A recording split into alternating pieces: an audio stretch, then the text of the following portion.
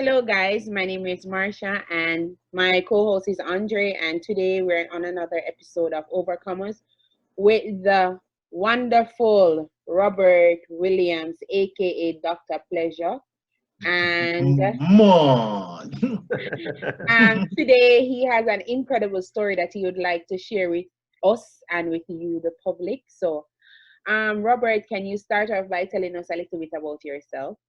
Thank you. Well, I was basically born in Kingston at the Jubilee Hospital. That's KPH Victoria Jubilee. I grew up in Spanish Town with my mom and my aunt, and my father was definitely there 100%. I Mm-hmm. go and visit him sometime. He come and visit us.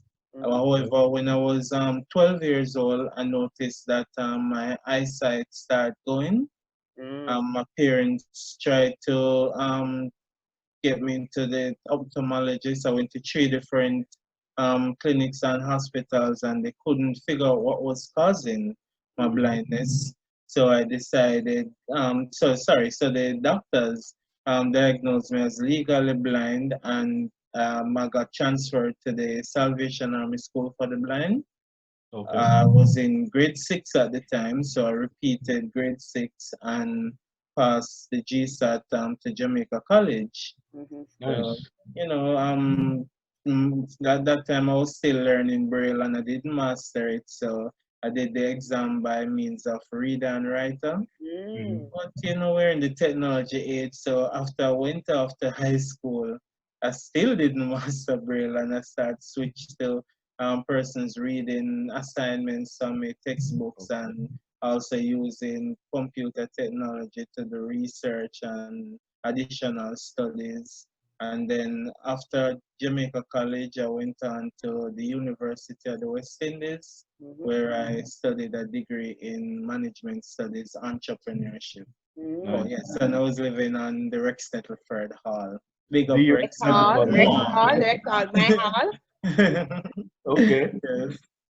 So that is a really nice synopsis of your life from young to now. You Yes. mentioned that you noticed that you're losing your sight at 12. Yes. For me, I noticed that I was losing my sight at 9. I'm not Mm-hmm. legally blind or anything, but Yeah. the teacher said to my father one day, "You don't notice how she squints her eyes, she when she's looking at the board. You guys need to Yeah. take her to the doctor." And I've been wearing glasses since I was 10 years old, so understand. So back to your Yeah. story. You got blind at 11, and you At just shared 12. 12. at 12. 12, 12. sorry, and you just Yes. shared with us. And what is it like, or what was it like? And knowing you're still blind now, but what has it been like Mm-hmm. growing up Yeah. in Jamaica being a blind person? Well, to tell the honest truth, when it just happened, I was very traumatized and thing I can because, imagine. yeah, because I was like normal and thing, and then I was now in a new reality where I New was norm. not, yeah, new normal. So I guess it was like COVID. Exactly. Anyway, True. Exactly. This is it. yeah. This is your new norm. Yeah, for sure. Yeah, right. So what happened now? Because I never knew, I didn't have any friends who were blind or any relatives who were blind, so I didn't know what to expect. I Okay. thought that my future was now ended because I Mm. always got the feeling that persons who were blind just had to stay home, couldn't go to school and so forth, and we didn't have Mm. at the time. This was in year 2000. Internet and those things were not very It wasn't popular, that so prominent. Yeah. yes, I That's wouldn't be true. able to research to see that, hey, I was totally misguided. I Mm. was, yeah, but my parents eventually found out about the Salvation Army School for the Blind. Mm-hmm. Okay. And yes, and then after I went up to the Salvation Army School for the Blind and I started seeing, well, I was around other blind students who were at different stage of the education level, Mm-hmm. from Mm-hmm. primary, high school. There were even past students who came in from university and the West Indies and other colleges to visit. Okay. We also got introduced to persons who were in the work world, for teachers, persons who were working at different private sector While legally blind. organization, who were Exactly. legally blind right there. So everything Mhm. went right up back to 100%. Oh, so you Just became Confidence were motivated. rebuilt. There you go. exactly. The Exactly. confidence become rebuilt, and I start realizing that hey, I can achieve all of my dreams and all of my aspirations. I just have to go back into the mode because I was doing well in school before I got Okay. blind. So I Okay. just went back to the intersection and went on the right road and just hit the car and floored I'm in saying, the read and gas. come again. Yeah, Read and come again, man. Read and come full again. speed ahead. Aye, full speed ahead. Yeah, Honestly, man. like Robert, your story is just phenomenal. Like Yeah. I can remember seeing you on campus and going about your duties, even at Mhm. parties. Like Yes. True. I Dr. remember Fred him was too. always at parties. And Understand.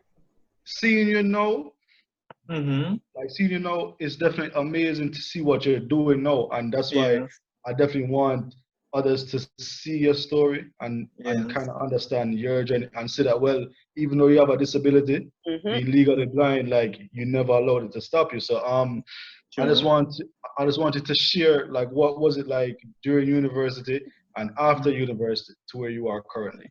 All right. Well, to tell the honest truth, when I went to the University of the West Indies, I was a bit nervous, but not too nervous, because as I mentioned before, I had friends who were at university at the time, and I would have been I went through here. it already. Went through it already, and not only Mm-hmm. that, while I was in, I think it was fifth form and studying for CXC, and Mm-hmm. Mhm. throughout sixth form studying for CAPE and so forth. I Mm-hmm. usually go up to the University Okay, of I'm the Oh, West familiar with Indies it. and the students on hall and students over by the Office of Special Student yes, Service I would remember that. assist Mm-hmm. me with with practicing for CXC, assisting me with my assignments, with my read and write, assisting me doing research and so forth. So from then I got immersed in the University of the West Indies culture, Culture and everything, Ah, and yes. from fire. I realized that I was mirroring these students in terms. I realized when I'm doing my essays, because I'm around these students so much, and they are indirectly what do you Teaching call it, you. teaching Yeah, me. Yeah, and I Oh, start exactly. writing my essay in a university um content. type content and so forth. So you wanna reach From in Cape high school. level, yeah, there you go. Even when I did my Cape essays, and some of my teachers were very amazed. Mm-hmm. Like, boy, this type of writing just, on a different level. Because It's you kind of even got beyond full you. marks, there you go. But Mm-hmm. it's just because I was around all these students and UE students at different levels, and I just got immersed into the whole writing style and Mm-hmm. culture and so forth. So when I started UE, it was just, you know, I want to say a cakewalk, but Oh, show off, show off, show off, show off. I joke, it wasn't that much of a cakewalk, but maybe that was just my confidence and my attitude to the whole Which is thing. very And important.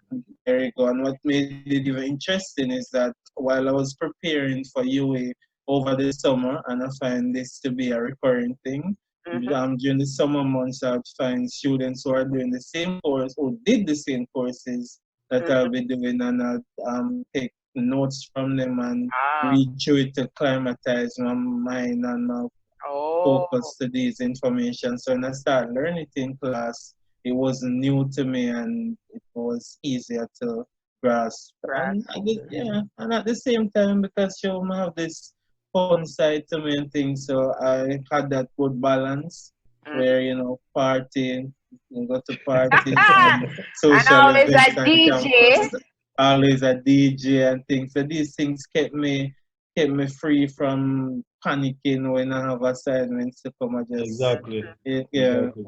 just have that Yeah, good because you need balance there. balance. I'm Yeah. saying you need balance at the end of the day. All right. Hmm. So when did you actually graduate from university, and And was it like a challenge, or like you said, was it like a cakewalk throughout the whole process, or was it a challenge? mhm. For when I graduated from in 2013, Mm, and Okay. I graduated with a upper second class degree. Okay. Okay. I did well in most because I was doing business. I always loved business and thing. I did Mhm. well in most of my business subjects and even the other subjects. And I also did, sorry, not subjects, courses. Courses. I did courses that were as rounded as possible because I wanted to give myself the best opportunity to Once get you a job graduate. because Mm-hmm. it's Exactly. very competitive out there in the work Mhm. world for disabled persons I True. because not can all imagine. employees are inclined to employ us, and I found that out I can imagine. to the I found that out exactly after I left because I left with my degree, applying to many different organizations to get a job and thing. Wasn't getting one for Mm-hmm. a couple of years, and then when I realized that hey, my money start running out now, I need to Mhm. do something. I had like the last $500, and Mm. I took it downtown and buy 2 bags of lollipop, and I Ah, went right up back at campus and I picked a And sell it strategic on route campus. and sell it on campus. and Okay. people And fun supported and you. yeah man, interested to tell the honest truth, there was this ancillary staff that was passing and saw me because from when I was on hall and she said, Robert, what go on there? So till I said lollipop myself and Yes. she take the bag from me and start advertise. Okay. $30 one for lollipop, $30 one. I'm tell her, no man, a $15 me I sell it one. She continue selling the lollipop for 30. $30. She sell Is out it the double your whole profit? but double my profit. So I was able to take the extra money, go back downtown, and this time And way up around buy again. more a lollipop, more banana chips, and couple other things. And that's where my business started to the point where I start buying pizzas from a lady, peanut cake, coconut drops, Mm-hmm. puddings, Mm. and right Mm-hmm. there I start branching out into not only the university market but also to the business Corporate. places, the Okay. Ah, people who wanted these stuff to buy to take for the family overseas, persons who just Nice. want these stuff at the office as a dessert or something mm-hmm. like that. And to the point where I was able to move on my own, use the income to pay my rent, Ah, pay Nice. my grocery bill, Nice. lights, water. Nice. Yeah, those are main and only source of income. And I really thank everybody who That's supported support. me over the Mm-hmm. years, because that's been a really tremendous ride, experience. All right, so like as a university graduate, like most, well, I'm sure that nobody goes to the university expecting that, Mhm. okay, when I'm finished, I won't be able to get a job, Mm-hmm. much Yeah. less, much less I'll be selling products or whatever case may be, but you didn't allow your setbacks to Mm-hmm. sit Mm-hmm. you down. And No, I didn't. that's very, very commendable. And I rate that. Yes. Yeah, Like, man. like seeing you going through this and knowing where you're coming from to where you are now, I definitely Yes. commend that. But isn't it challenging as a legally blind person to actually get around and sell and be around random person selling? Yeah, What is that yes, like? it's Mm-hmm. Yeah. well, it is challenging, but as you guys know me from university, I've always pride myself in rising above challenges. So Mm. what I did, I realized that hey, the street is dangerous, and not everybody is honest. So what I did, Yeah. I tried to sell in secured locations. Okay. Good. So Okay. I'd sell maybe like in the business district in New Kingston, the offices inside, because and also on campus, I'd go at the halls also, and Mm-hmm. persons will Person basically support. support me. They would more give me extra like tips instead of Yeah. Yeah, for man. shot me, and I Yeah. respect Ah, them for that. I respect my customers for that and thing. And in terms of moving around on the roads and so forth, That must I be take the challenging. yeah man, I take the public transport like the JUTC bus, and over time, by traveling the same route every day, I get to understand which where to route got go? this, which bus got that route. Because even persons buy from me and I deliver, and so sometimes I'm going Oh, strange Wow. places where I'm going for the Yeah. first one. It's just the confidence that I have from day one that push me, and the motivation that persons look appreciate what I'm doing and so forth. And the sidewalk, them would wish the government to pay more attention to the roads and the sidewalk because they can be a challenge. But I Mhm. use my 19 cane, yeah, I use my cane and I feel my way through. And then a lot of good people on the streets will Okay. look out for me and say, Robert, over and turn, keep more to your left, something there right there, you Ah, know, nice. That's something there right nice. Yeah. there. So, well, you know, might have passed you. Well, go on, DJ, carefully, one car park up there, sir. All right. That's So, nice. but you know, cause everything with the whole Corona thing that has Yeah. caused my business a little you know, Blow what do you or call it? a little affected. I was just about to ask Yes, you that question. How has COVID affected your business, seeing that you depend on people like students and people in the yes. corporate sector, knowing that a lot of those places were closed down? How? Just What me. impact?